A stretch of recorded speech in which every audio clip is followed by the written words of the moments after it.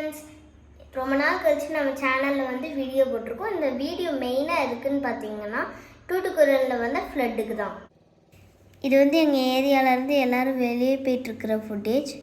இதெல்லாம் வந்து முத்தமால் காலனி. இங்கே பாருங்கள், இந்த வீடெலாம் எவ்வளோ தண்ணியில் மூழ்கி இருக்குன்னு. பேசிக் நெசசிட்டிஸ் வாங்குறது கூட யாராலையும் வெளியே போக முடியல. எல்லோரும் ரொம்ப கஷ்டப்பட்டு தண்ணியில் நடந்து போயிட்டு வாங்கிட்டு வந்துட்டுருக்காங்க.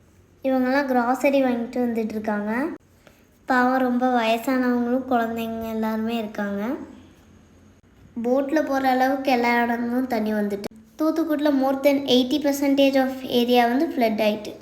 இப்போ நீங்கள் பார்த்துட்ருக்கிற ஏரியா வந்து என்ன ஏரியானா முத்தமால் காலனி ஏரியா. யாராலையும் வீட்டுக்கு வெளியே வர முடியல.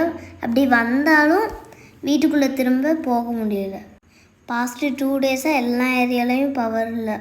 அதோட டவருமே இல்லை, யாரையும் கான்டாக்டும் பண்ண முடியல. வீட்டில் பவர் இல்லைங்கிறனால நைட் டைமில் ரொம்ப டிஃபிகல்ட்டாக இருக்குது. அதோட நிறைய இன்செக்ட்ஸ், மஸ்கிட்டோஸ்லாம் வருது. பஸ் ஸ்டாண்டுக்குள்ளே தண்ணி போயிட்டு, அதனால் டிரான்ஸ்போர்ட் எல்லாமே பிளாக் ஆகிட்டு. இந்த தண்ணியெல்லாம் எதனால் வந்துச்சுன்னு பார்க்கிங்களா? எல்லா கம்மாவும் நிறைஞ்சு உடஞ்சிட்டு.